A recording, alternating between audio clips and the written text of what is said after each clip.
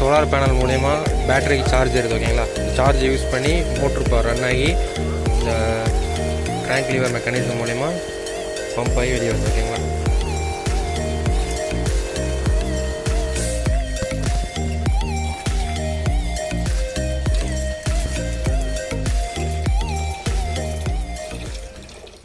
Main and mini projects are available here. All over Tamil Nadu, project kit material delivery in 3 days, free online demonstration, online payments available, 100% working delivery. For more details, contact below number. Thank you. For more videos, subscribe to our channel.